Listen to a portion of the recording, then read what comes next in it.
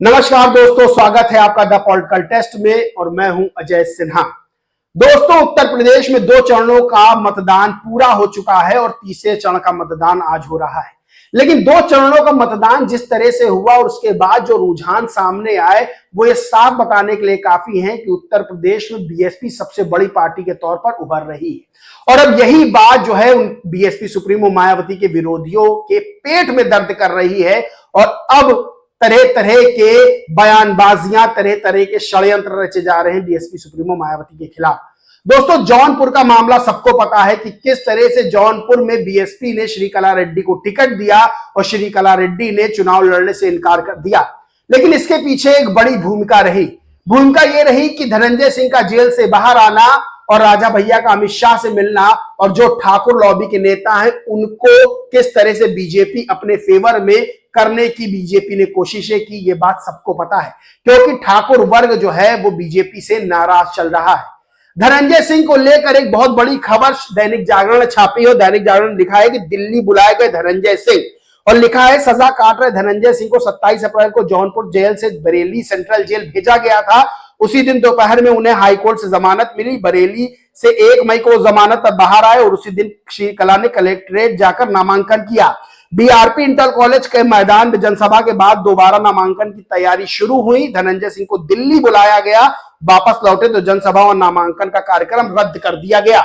यह साफ बताता है कि किस तरह से धनंजय सिंह पर प्रेशर डाला गया और धनंजय सिंह ने अपने कदम पीछे खींचे। दोस्तों, सबसे बड़ी बात यह है कि बीएसपी की तरफ से यह बात कही गई है कि अगर श्रीकला रेड्डी का टिकट काटा गया तो श्रीकला रेड्डी निर्दलीय चुनाव क्यों नहीं लड़ रही है। यानी जो धनंजय सिंह ये बात का दावा करते हैं कि वो जिसको चाहेंगे उसको जितवा देंगे, तो खुद क्यों नहीं निर्दलीय अपनी धर्मपत्नी को चुनाव लड़वा रहे हैं, ये बड़ा सवाल खड़ा होता है।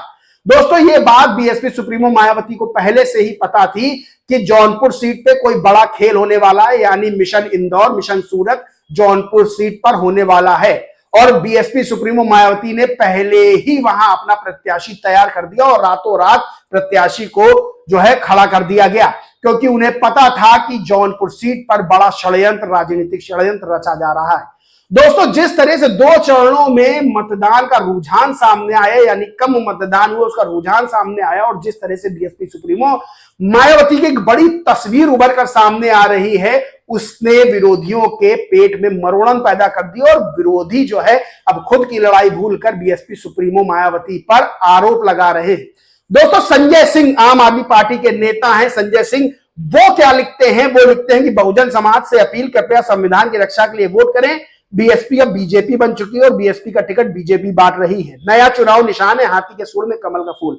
ये वो संजय सिंह है जिनकी राजनीतिक पार्टी के सभी शीर्ष नेता इस समय लगभग जेल में बैठे हुए हैं। कथित तौर पर दिल्ली शराब घोटाले के आरोप में जेल की हवा खा रहे हैं। ये वो संजय सिंह हैं जो कांग्रेस के भ्रष्टाचार के खिलाफ राजनीति की शुरुआत करते हैं, राजनीतिक दल बनाया जाता है। ये वो संजय सिंह हैं जो पानी पी पी कर कल तक कांग्रेस को कोसते थे, लेकिन चुनाव आते ही कांग्रेस की गोद में बैठ गए। ये वो संजय सिंह हैं जो कांग्रेस के नेताओं पर आरोप नहीं लगा रहे हैं, जो अपनी पार्टी छोड़ छोड़ के बीजेपी में शामिल हो रहे हैं, लेकिन बीएसपी सुप्रीमो मायावती पर गंभीर आरोप लगा रहे हैं।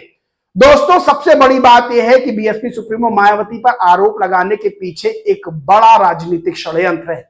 वो राजनीतिक षड्यंत्र आज से नहीं, बहुत दिनों से है, लेकिन अब सामने आ रहा है कि किस तरह से बीएसपी सुप्रीमो मायावती के विरोधी जो है वो बीएसपी सुप्रीमो मायावती को कमजोर करना चाहते हैं, तोड़ना चाहते हैं, क्योंकि उनकी नजर बीएसपी के वोट बैंक, दलित वोट बैंक पे है, जो 20% से भी ज्यादा का वोट बैंक है और बीएसपी सुप्रीमो मायावती के साथ खड़ा रहता है। ये सभी राजनीतिक दल जानते हैं कि बीएसपी सुप्रीमो मायावती को कमजोर करके जिसके पाले में दलित वोट बैंक आएगा वो सदियों तक सत्ता पर काबिज रह सकता है। दोस्तों, लेकिन विरोधी दल ये नहीं जानते कि वो दलित वोट बैंक बीएसपी सुप्रीमो की ताकत है और बीएसपी सुप्रीमो के साथ कंधे से कंधा मिलाकर खड़ा रहता है। लेकिन जिस तरह से षड्यंत्र किया जा रहा है, जिस तरह से आरोप लगाए जा रहे हैं, वो ये बात साफ करते हैं कि अब मेन फाइट सबकी बीएसपी से है। क्योंकि जिस तरह से इंदौर सीट पर, जिस तरह से सूरत सीट पर कांग्रेस के प्रत्याशी नतमस्तक हुए, जिस तरह से कांग्रेस के दिल्ली प्रदेश अध्यक्ष अरविंद सिंह लवली एक हफ्ते पहले इस्तीफा देते हैं अपने पदों से और जाकर एक हफ्ते बाद बीजेपी में शामिल हो जाते हैं। वो ये बताता है कि टूट कांग्रेस रही है, बीजेपी की बी टीम के तौर पर कांग्रेस के प्रत्याशी काम कर रहे हैं, ना कि बीएसपी के प्रत्याशी, क्योंकि इंदौर सीट पर कितने भी जो है लोभ दिया गया, कितनी लालच दी गई, लेकिन इंदौर सीट पर बीएसपी के प्रत्याशी ने टूटने से इनकार कर दिया। दोस्तों, आरोप लगाए जा रहे हैं, आरोप के पीछे जो साजिश है वो ये है कि बीएसपी सुप्रीमो मायावती को किसी भी तरह से जो है कमजोर राजनीतिक तौर पे किया जाए। और ये बात और बढ़ गई जब मुस्लिम उलेमाओं ने ऐलान कर दिया बरेली से कि बीएसपी प्रत्याशियों को समर्थन दे, मुस्लिम वोट जो मुस्लिम वोटर्स है वो बीएसपी प्रत्याशियों को वोट दे, क्योंकि बीएसपी ने 23 मुस्लिम प्रत्याशी उतारे हैं। इसके बाद से राजनीतिक दलों की, विरोधी राजनीतिक दलों की चिंताएं बढ़ गई और उन्होंने आरोप का खेल खेलना शुरू कर दिया। और जौनपुर सीट पर जिस तरह से पूरी साजिश रची गई कि बीएसपी को वॉकआउट दिलवा दिया जाए, यानी बीएसपी को वहां पर गेम से बाहर कर दिया जाए, लेकिन बीएसपी सुप्रीमो मायावती ये बात बहुत पहले ही समझ गई थी और उन्होंने मिशन इंदौर, मिशन सूरत जौनपुर में होने से बचा लिया। ये बीएसपी सुप्रीमो मायावती की दूरदर्शिता का ही नतीजा है। और सबसे बड़ी बात है कि वो लोग आरोप लगा रहे हैं बीएसपी सुप्रीमो मायावती पर बी टीम होने का, जो खुद कांग्रेस के भ्रष्टाचार के खिलाफ राजनीति में आए और अब कांग्रेस की गोद में बैठे हुए हैं। यानी उनको अब कांग्रेस का भ्रष्टाचार नहीं दिखता, यानी उनको अब कांग्रेस के वो नेता नहीं दिखते जो बीजेपी की गोद में जाके बैठ गए, और उनको ये भी नहीं दिखता कि उनके शीर्ष नेता जेल की हवा खा रहे कथित शराब घोटाले में। दोस्तों, सबसे बड़ी बात यह है कि राजनीतिक दलों की गिद्ध निगाह लगी हुई है बीएसपी सुप्रीमो मायावती के वोट बैंक पे, और एक पार्टी के खिलाफ अब सभी राजनीतिक दल अपने अपने षड्यंत्र, अपने अपने आरोप लगा रहे हैं। लेकिन उनको यह नहीं पता कि जो वोट बैंक बीएसपी सुप्रीमो की ताकत है वो टस से मस नहीं होता है, चाहे स्थिति कैसी भी हो।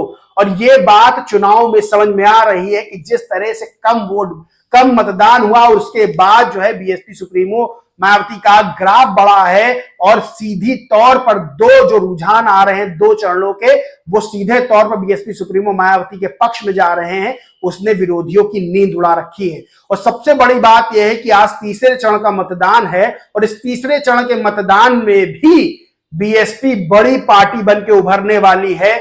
और सबसे बड़ी बात यह है कि दोस्तों, बीजेपी के साथ साथ इंडिया अलायंस की नींदें उड़ गई हैं, और वो जो लड़ाई में भी नहीं है संजय सिंह और आम आदमी पार्टी, वो भी बीएसपी सुप्रीमो पर आरोप लगा रहे हैं और संविधान बचाने की बातें कर रहे हैं। यानी कल तक उनको कांग्रेस खतरा नजर आती थी संविधान के खिलाफ, आज उनको बीजेपी खतरा नजर आती है। यानी वो कांग्रेस के साथ हो गए तो कांग्रेस दूध की धुली हो गई और बीजेपी दुश्मन हो गई, और कल यही नेता जो है बीजेपी के साथ मिल जाएंगे तो उनको बीजेपी अच्छी लगने लगेगी और कांग्रेस जो है वो इनकी दुश्मन हो जाएगी राजनीतिक। तो सबसे बड़ी बात यह है दोस्तों कि बीएसपी सुप्रीमो मायावती के खिलाफ इस तरह की बयानबाजियां जो कर रहे हैं, उन राजनीतिक दलों का मेन एजेंडा, मेन हथकंडा यही है कि बीएसपी सुप्रीमो मायावती को कमजोर करके जो बहुजन वोट है, बड़ा वोट बैंक, वो अपने पास मिला लिया जाए। लेकिन उनको नहीं पता, और ये चुनावी आंकड़े भी कहते हैं कि बहुजन वोट बैंक वो बीएसपी सुप्रीमो मायावती के साथ ही रहता है, वो टस से मस नहीं होता है। और ये बात बहुजन वोट भी जानता है, बहुजन जो वोटर्स हैं वो भी जानते हैं कि बीएसपी सुप्रीमो मायावती अकेले दम पर चुनाव लड़ रही हैं और किस तरह से सभी राजनीतिक साजिशों को दरकिनार कर रही हैं, किस तरह से राजनीतिक जो साजिशें हो रही हैं उनको धता बता रही हैं, उनको तोड़ रही हैं। और ये बातें विरोधियों की नींद उड़ाने के लिए काफी है। और ये बात बहुजन वोटर्स भी जानते हैं, बहुजन समाज भी जानता है कि बीएसपी सुप्रीमो मायावती इस समय सबसे मजबूत नेता है। और ये बीजेपी भी कह रही है कि असल चुनौती जो है वो बीएसपी से है, ना कि इंडिया अलायंस से। और मुस्लिम उलेमा भी ऐलान कर रहे हैं कि मुस्लिमों की अगर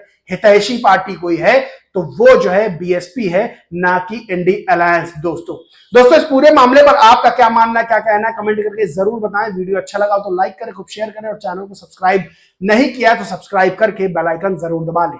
जय हिंद, जय भारत।